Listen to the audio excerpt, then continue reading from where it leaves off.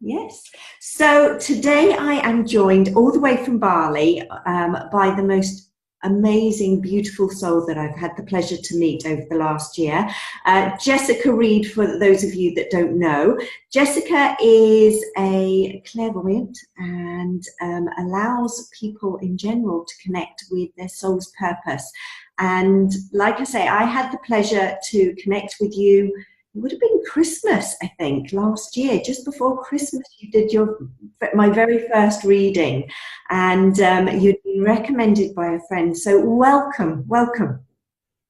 Thank you so much. And I'm so excited to share with everyone and to talk about quantum leaping and just everything that we've kind of journeyed through together as well.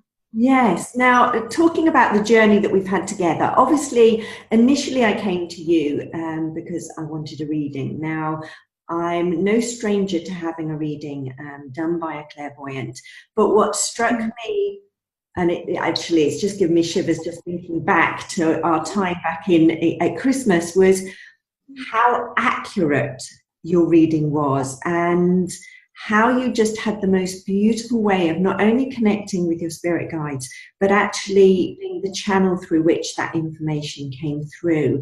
Now, for anybody that's not had a reading before, can you explain a little bit about how this all works? Yeah. So the best way I could explain it, in the hopes that most people understand the concept of either spirit guides or angels, or everyone having a guardian angel, or say whether it be past loved ones that surround them and kind of watch over them, guide them, protect them, and so on. If most people can understand that concept, then basically I serve as a clairvoyant or a medium by being able to tap into those higher realms or those higher dimensions where those non-physical beings exist, through connecting into my soul and connecting into my gifts and connecting into those higher energies, frequencies, and vibrations, and to be that medium for the messages to come through that they may not be quite hearing themselves. You see what I mean? And that applies to me as well, in terms of I can get a lot of guidance for myself from my spirit guides and my angels and so on. But sometimes, if it's something that's a really kind of pressing thing that I'm wanting to find out, sometimes I will go to someone else for a reading so that I can have that kind of objective insight, if that makes sense. Because sometimes when we want to know something for ourselves, especially if it's something that's stressing us or we're kind of desperate to know, we kind of put ourselves out of that energy, frequency, and vibration that actually allows us to access that insight or guidance or information, So I serve as that clairvoyant medium to have that ability to tune into a person's soul energy and their spirit guides, their angels, to them and all past loved ones, to just receive for them the guidance that comes through. Because for me, I'm detached from the questions of the outcomes and so on. I can just see it and pass it through, you see. Yes.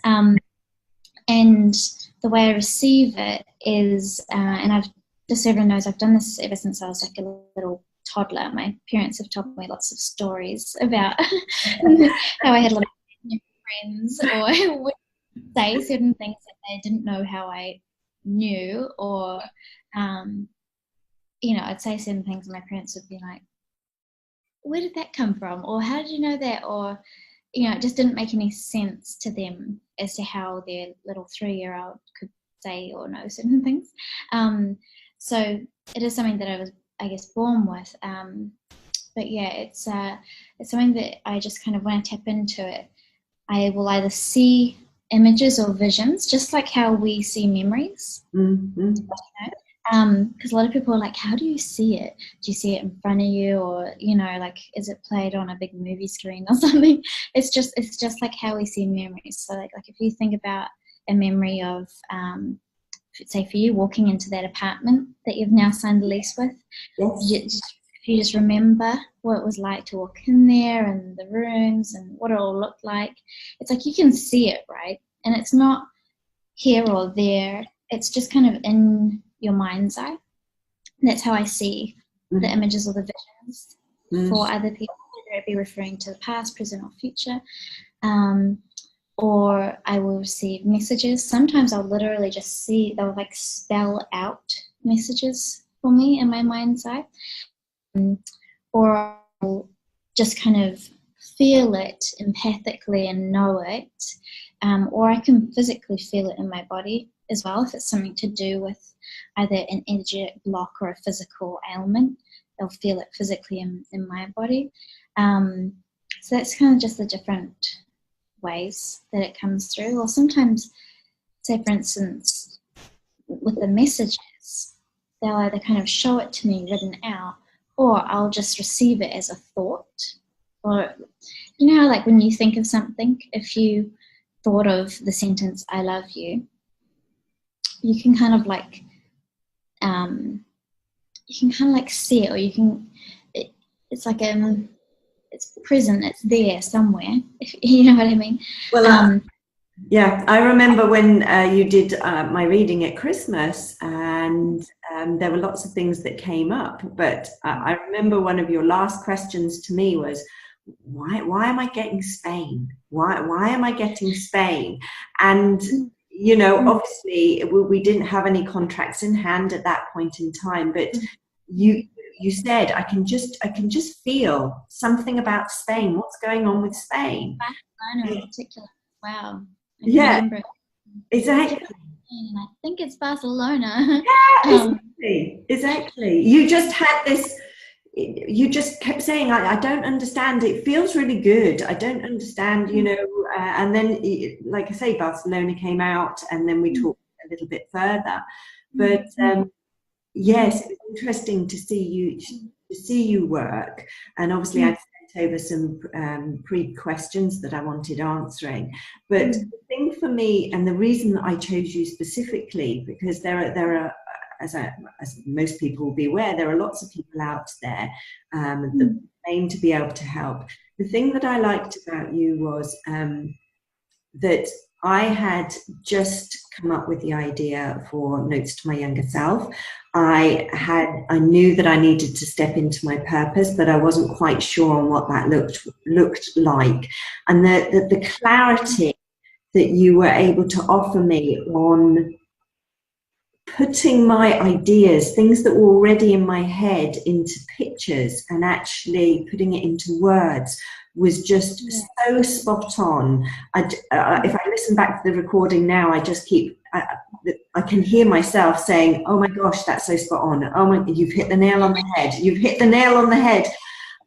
Because my understanding from what it is that you do is you're really, really passionate, and the way that you're showing up in this world to contribute to this world is about making sure that women, and possibly men, but I'm majority seeing you working with women, are connected to their true purpose, what their soul really knew that they were put here on this planet to do. And obviously that's what Women of Contribution is all about, is being able to collaborate and share those gifts with the world. How important is it, and what made you go down that route? Is it something that you just inherently knew was what you were here to put on this planet to do? It was, but then certain things that like happened in my life made it very kind of like push in that direction. In terms of when I was, for some reason I always distinctly put it down to like about when I was 6 years old. I remember I would just blabber on to my parents for like ages.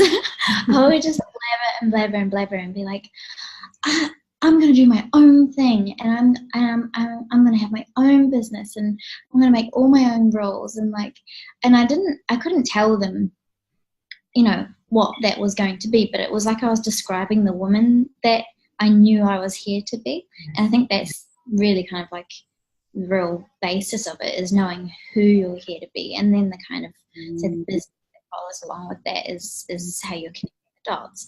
But I remember just like blabbering onto my friends and talking about how I have my own business, and that I remember just this feeling of like abundance, and not necessarily just putting that to, you know, wealth or anything. It was wealth, but it was a wealth of just like freedom and creativity and enjoyment and having no restrictions, just being able to like live from a soul space, really. And I used to just have this drive of wanting to give back, and I used to sit down with my parents, and I'd get them to tell me, and I'd write out lists of everything that they would want that I could contribute back to them. Wow. And you know, I remember writing down, because I'd say to my parents, I'd say, anything you want, I want to give back to you when I get to this point. And so I had, my dad wanted a launch boat, which I googled and picked one that was $2 million. And and I remember my mum wanted to have a retirement home in Italy, and so I was googling that, and like I just remember this so specifically when I was like 6 years old, and I was adamant, like this. I was just, to my parents, I was like, this is who I'm going to be, and this is what I'm going to be able to do. I'm going to be able to give back so much, and it would just make me so passionate. And then when I kind of like went about life and went about what, you know, society told me to do and to achieve, I kind of like went and did those things in terms of setting up. When I moved to Australia at one point, I set up, you know, a really good, you know, full-time administration job and a good income and a house beyond our means, and you know, and I had a relationship with nice cars and a dog, and you know, like all those kind of things that I could say to my to have. Yeah, I could like check all the boxes off and say like I've done pretty good by, you know, the age, I think I was 21 at the time. And I felt this kind of like human achievement, but I could feel at the same time my soul was just like looking around the whole time going, this is like miserable, you know, like I would just kind of look at it and feel the emptiness on a soul level and just kind of be like, this is just not what it's meant to be. I just know that this isn't it. And I'd be at my job and kind of looking at my employer and just thinking like, I'm not meant to be working for you. You know, like I'm not really meant to be working. I'm not meant to be working for anyone. You know, like it was just all different aspects. I'd look at this beautiful house that I had, which was way beyond our means, and I just feel like it wasn't my home. Just everything just felt really empty. And so I got to a point where I actually got to an extreme level of anxiety because all my gifts started really coming back because I'd been blocking them out. And when they had all started coming back and I was like highly overwhelmed with all the energy and information, I just got to a point where I just dropped everything. I dropped the job, the house, the relationship, rehomed the dog, sold the cars, and I just moved myself back home to start again from my soul. And I was like, I'm gonna go start again, and I'm never working for anyone else again. I'm just gonna do what I'm here to do. And that's how it started. And it just kind of, I didn't know where it was all gonna go, but I knew that I had to take the first step. And then each step came after I kind of committed to the first step and the second step, you know. So that was what got everything in momentum. Yeah. It's quite scary, isn't it? Because, you know, it may have been slightly different for you. I don't know with your parents, but there's no way that you can shelter from it. We're taught from a very, very young age that society expects us to follow a certain pattern. And that pattern is, you know, you leave school, hopefully with very good qualifications. You would either go into secondary education or you would then get a job. You would get a good job. If you get a good job, then you can buy a big house. And then as your money goes up, you get a bigger house and a bigger house and better holidays and better cars and all of those things. And then all of a sudden you find yourself in a situation where, as you said, you're looking around and you're feeling totally unfulfilled and empty. And I know in my previous business, I was meeting women like that each and every day. It's for some people, they might consider consider what you did incredibly brave, to have said, "Do you know what, no more, I have to follow my soul's purpose." But my understanding as I'm going through this journey myself, that we get to a stage where the pressure not to do that from within us, and the internal guidance system that we have that says, "Do you know what, you were put on this planet to do far more," becomes so strong, we have no other opportunity but to step into our purpose. How do you help guide women into that space, and help them to understand that everything that they want is within their reach? Yeah, and just before I answer that, I love how you said that, because I think of it that way as well, in terms of, like, if you're at that point where you realize that what you've kind of got in place is empty and a bit, miserable, and then you've got the kind of aspect or the idea of just leaving that behind and going for what your soul was ultimately put on this earth to do. To me, the scarier option is to keep doing what makes you miserable, because it's scary to think what kind of toll that could take on you, and it's scary to think, because to me, I thought if I carried on that way, I would become completely suicidal, because it was at a really, really, really deep level of anxiety and depression. When I say that, I looked around and I felt empty, and overwhelmed by everything that was kind of coming back. And so it was terrifying for me to spend another day going or staying in that space. And so I understand that it is brave to drop what you've kind of set up and then go and follow your soul, not necessarily knowing where it will go. But to me, like you said, it's kind of like the only option. So it was brave, but at the same time, it was a much brighter road in terms of the energy of it, and the hope and the desire that it brought about for me. And when it comes to helping women realize, and like you mentioned, it's all people, but I do focus mainly on women, because I believe that there is kind of like an age or a time that is happening currently where it's like the feminine is really rising in terms of bringing about a real kind of leadership of ascension. And for me, it's really important to always bring women back to the realization that if you tap into your soul and really embody your soul, so the energy, frequency, vibration, and consciousness of your soul, you'll realize that you have this infinite intelligence within it, a roadmap for the highest parallel reality of this life, and its highest purpose, and its highest good, and its highest joy. And that from that space, you realize that there's already, I like to say that your soul has already put into place energetic connections or links to everything that is a part of that highest purpose, highest path, and highest good. See what I mean? I feel like you realize that your soul has got your back before you even came here. And it's energetically, in sync with the universe, energetically linked up, and put it all into its divine timing, and just said, okay, now you can go into the human experience, and you'll have your free will to choose to do whatever you want, because nothing's set in stone. But if you tune back in and you listen and you trust and you follow, I'll show you that everything's in its divine place and its divine timing and its highest purpose and its highest alignment, and the universe will shower you.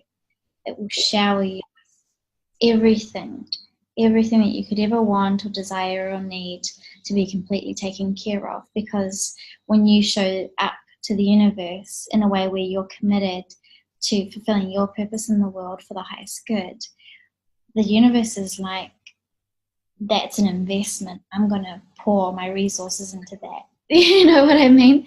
It's kind of like, if you can just relate it directly to something that you could invest into, so that your resources can go to the highest benefit. It's like that's how the universe sees us, with our intention we're channeling into creation. The universe supports and channels its resources into those who are in their soul embodiment and their purpose and doing good things in the world. So I truly believe that when we tune into our soul and that infinite intelligence of knowing that everything is all within us and energetically connected, it becomes just like easy, because all you have to do is listen and trust and follow, and everything just seems to kind of be like magic, you know. It is magic, and I know that you have a phenomenal program called Quantum Leaping,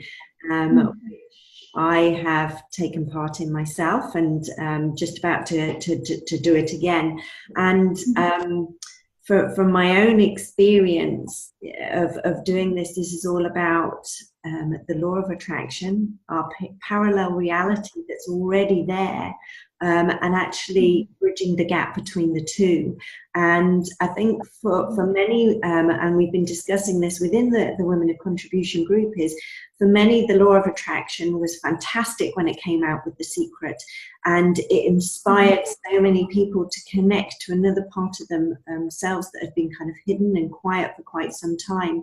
But the thing that it was lacking in is the how. How can you do this? How can you connect? And I know, listening to you talk about, you know, when you were younger and you were saying to your mum and dad, so what is it that you want?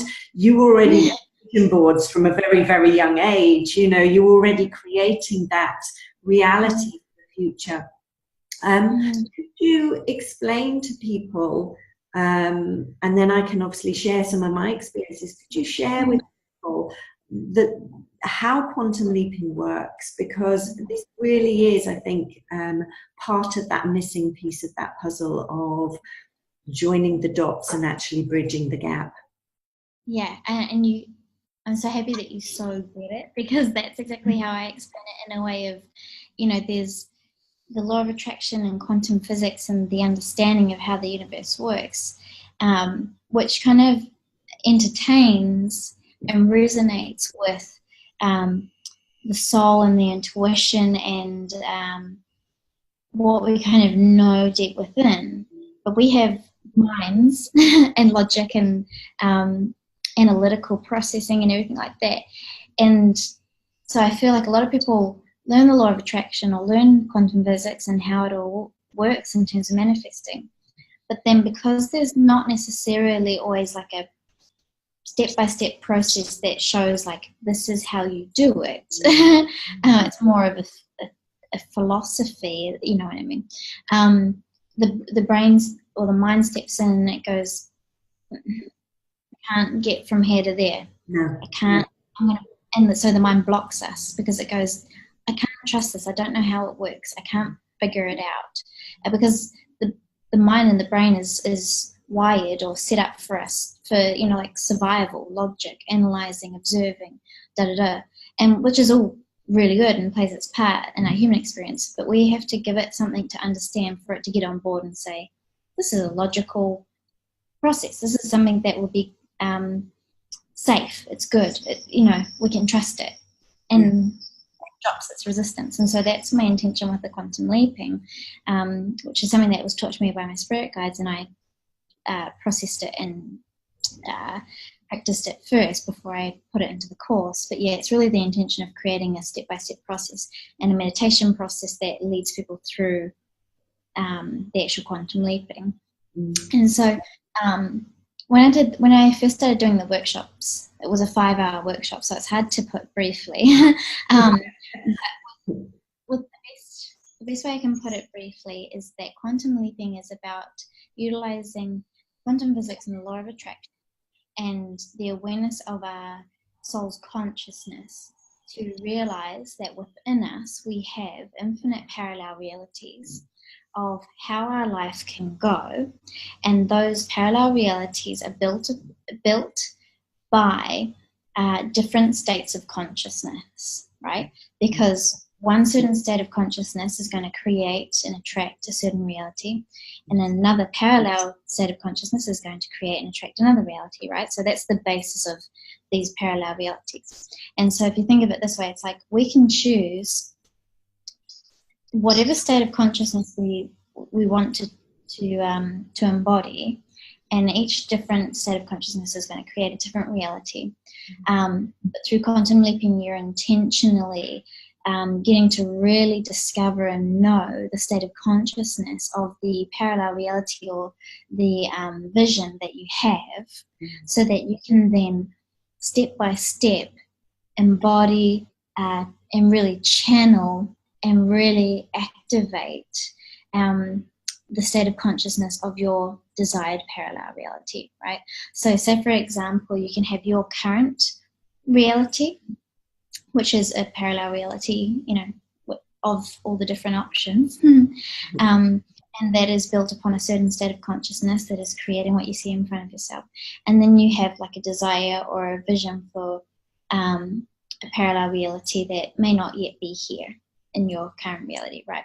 And so the process of quantum leaping is to really identify what is going on in your current state of consciousness, and then through the meditation process, go and discover what is the state of consciousness of your parallel reality. And then it's like you put them side by side and you look at it. And so this is where you engage the mind, and you see, okay, these are the logical reasons why I am here and not there. Because there is a difference between my current state of consciousness and the state of consciousness of the reality that I desire. And so, again, using the mind in co-creation with quantum physics and law of attraction, you look at it side by side and say, okay, I currently hold these fears or limitations, but they don't exist in my desired parallel reality, so they've got to go. Somehow, I've got to use, whatever tool I have in my bag of tools to really heal, process out, transmute, and shift any of these fears or limitations if I want to embody that state of consciousness. And also looking at the state of consciousness of your desired parallel reality and realizing, wow, I hold these really amazing, aligned, confident, sure, clear, focused states of consciousness that I'm not currently embodying. So I've got to learn how to really start embodying and channeling those aspects of that consciousness. You see what I mean? So you kind of like go into it, delve into it, break it all down, look at it side by side and say, I am here, I need to be here. These are the steps I need to take to make that shift, because it's giving yourself a process and certain things to go through and make sure that you're really working through to get that shift happening. And then once you get that shift, that is the quantum leap, because your quantum physics change, because quantum physics is, what's going on in your consciousness, and then your reality changes. And so it's that leap of just the change. And like I said, it's something that you really need to go through the whole course to understand the fullness of it, and for me to describe the entire process. But it's really about realizing that that person is already within you. So if you see yourself as like a really just highly purposeful, successful woman that is contributing back to the earth on huge levels, and you don't feel like you're in that space just yet, it's about really realizing that you desire that, because it's like that woman is within you and she's wanting to be discovered and embodied and channeled into your life, and so you really kind of through that meditation process go into a connection with her and start realizing, I need to start living from her space, her consciousness, her thoughts, beliefs, perceptions, her energy, frequency, vibration, and it all starts becoming very clear. And then you see in your day-to-day life, am I embodying my kind of previous or current self, or am I embodying my parallel future self in every situation? And you start tweaking every kind of thought that you have or action that you take, or as you go throughout your day-to-day life, you start being more conscious of like embodying that future parallel version of yourself so that it can come into place. And to be honest with you, I know we were talking before we came on the recording that last week I started the Conscious Connectors Energy Circle, and we focused on me finding an apartment. And when I set out last Thursday, a particular apartment had come in literally that morning, and it wasn't shipped to be seen at all. And when I left home, I said to my husband, I know without a shadow of a doubt that today is the day that we will find our new home. And obviously I had this intention for the whole group that I would find the perfect house to house me and my family. And literally walked in, knew immediately that this was the right one. It was perfect in every way, shape or form. And then on Monday, so yesterday, we were signing on the dotted line, and we still hadn't rented our property out in the UK. And I got word from the estate agent that there would be a viewing. And I said to my husband, today is the day. It's going to tie up. It is, it's, I think Lisa Nichols said on The Secret, I know like I know, and I knew like I couldn't know any greater that was what was going to happen. Not only would we sign on the dotted line for a new apartment, that we would also get somebody to rent our place in England. And by the end of yesterday, both of those things had happened. And it's just, like you say, it's a process. It's understanding how quantum physics and the law of attraction and how you can bridge that gap from your reality to, what it is that you desire. And for me, quantum leaping has been an absolute gift to be able to do that. And I know it will only help me even further in the way that I want to show up and contribute to the world. So thank you so much for devising or having this download from your spirit guides that actually allows people to understand the process, not only from a spiritual, purposeful point of view, but also from a mental, logistic point of view. Yeah. Yeah. Mm-hmm, mm-hmm. Yeah, because when you physics. Sorry, I said that tends to be the biggest battle for most people is this gets in the way.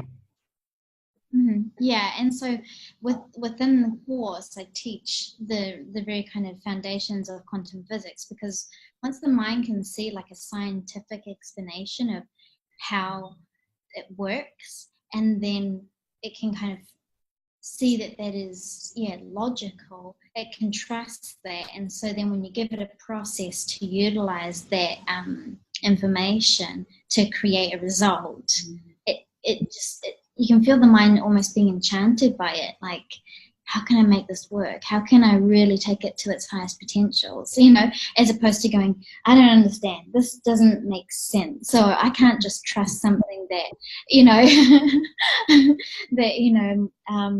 my intuitive self knows. Like, I need a process. I need to see a way to get an end result. So that's why the quantum leaping just really kind of embraces both of aspects of who we are and how we create our reality.